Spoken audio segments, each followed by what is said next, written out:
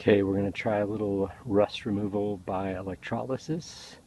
I've got my EFI exhaust manifold suspended in about 12 gallons of water with a mixture of super washing soda, and then I've got our sacrificial anode, which is a old rotor from our other vehicle, and I've hooked it up to our battery charger here. I've got it set on the low setting, 6 volts, and we're going to plug it in here and see if we can't shake some of this rust loose from our manifold. Alright, stand by and let's see if we get some bubbling. Alright, so we are hooked up and we've got power. As you can see here, starting to be a few little bubbles popping at the surface, and that tells us that things are working.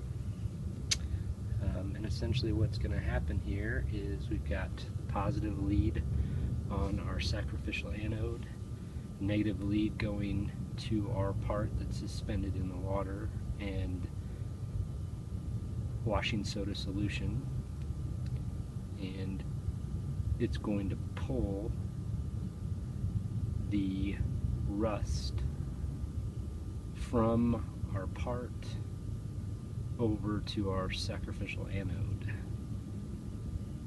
And I expect this one's probably going to take at least 4 to 6 hours based upon kind of what I've read and the condition of the manifold. So we'll check back in a little bit. So we're 3 hours in, and as you can see, quite a bit of the rust has been pulled off of our manifold and is now in the solution. I rotated the part just so we're getting kind of full coverage, and I think I'm going to go ahead and let this go a few more hours and then see what we've got. Okay, it's been 24 hours, and as you can see, the water's starting to clear. You can see our part, and the rust has now moved and attached itself to our brake rotor. So I'm going to go ahead and turn off the power and remove the manifold and see how we did. Okay, here's our part, and as you can see, what's just left is the iron, a little bit of red paint, but all the rust has been removed, so pretty darn successful. Gonna clean this one off and start manifold number 2.